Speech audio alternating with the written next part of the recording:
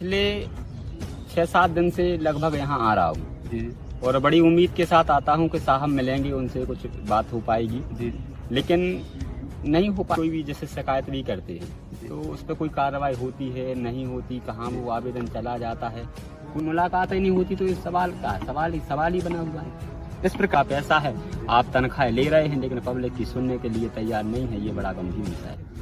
अब बंडा नगर में आपकी सारी स्टेशनरी की जरूरतों का भरोसेमंद ठिकाना विद्योदय स्टेशनरी। यहाँ आपको मिलेगा सभी स्कूलों की किताबें, कंपटीशन नोट्स और बुक्स, गिफ्ट आइटम्स और हर तरह की स्टेशनरी सामग्री, वो भी थोक और फुटकर दोनों में, और भारी डिस्काउंट के साथ। तो देर किस बात की, आज ही आइए विद्योदय स्टेशनरी, गर्ल्स स्कूल के सामने, सागर छतरपुर रोड, वंडा, जिला सागर। विद्योदय स्टेशनरी पढ़ाई और गिफ्ट के हर जरूरत का एक मात्र ठिकाना।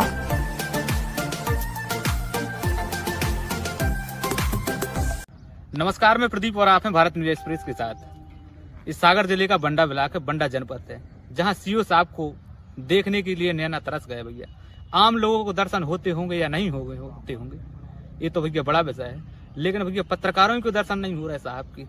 इसी संबंध में चर्चा करने के लिए वरिष्ठ पत्रकार हेमराज लोधी जी भैया मिले हैं आज साहब के? नहीं मिल पाए हैं। आज मैं लगभग 4 से 5 घंटे इंतजार करता रहा, लेकिन मुलाकात नहीं हो पाई। जानकारी मिली है कि वो आए ही नहीं है आज। कभी तो मिले होंगे? नहीं, मैं पिछले 6-7 दिन से लगभग यहाँ आ रहा हूँ जी, और बड़ी उम्मीद के साथ आता हूँ कि साहब मिलेंगे, उनसे कुछ बात हो पाएगी जी, लेकिन नहीं हो पाया ऐसा, क्योंकि वो मिलते ही नहीं जी। कुछ विषय पर चर्चा करनी होगी तो मिलते ही नहीं। हाँ, देखिए, बहुत सारे जो कार्य हैं छोटे स्तर पर, पंचायत स्तर पर जी, उनकी कोई भी जैसे शिकायत भी करते हैं तो उस पर कोई कार्रवाई होती है नहीं होती, कहाँ वो आवेदन चला जाता है, कोई जानकारी नहीं होती। तो भाई उससे संबंध में हमें बात करने के लिए तो आना पड़ेगा जी, उनसे पूछना पड़ेगा कि भाई उस पर कुछ कार्य हुआ है, कार्रवाई हुई है नहीं हुई है, लेकिन मुलाकात ही नहीं होती। तो इस सवाल का सवाल ही बना हुआ है। इस प्रकार के अधिकारियों की कार्यप्रणाली पे आपकी क्या प्रतिक्रिया है?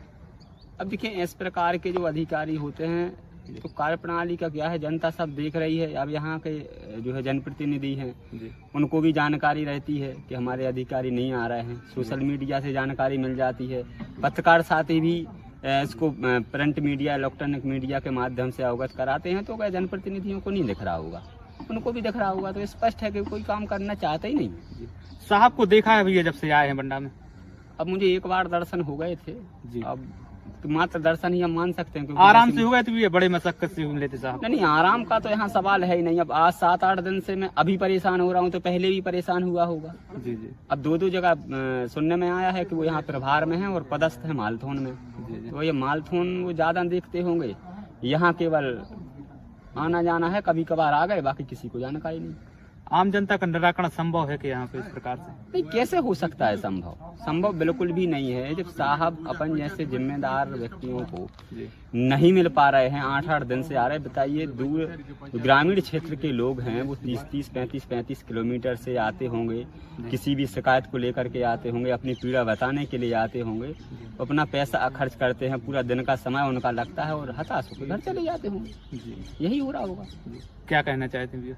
भाई, मैं तो यही कहूँगा कि जो भी यहाँ बंडा में पदस्थ अधिकारी हैं, अपनी जिम्मेदारी के साथ जो दायित्व आपका है, उस दायित्व को पूरी ईमानदारी के साथ निभाएं तो अच्छा रहेगा। नहीं तो पैसा पब्लिक का पैसा है, आप तनख्वाह ले रहे हैं लेकिन पब्लिक की सुनने के लिए तैयार नहीं है। ये बड़ा गंभीर विषय है।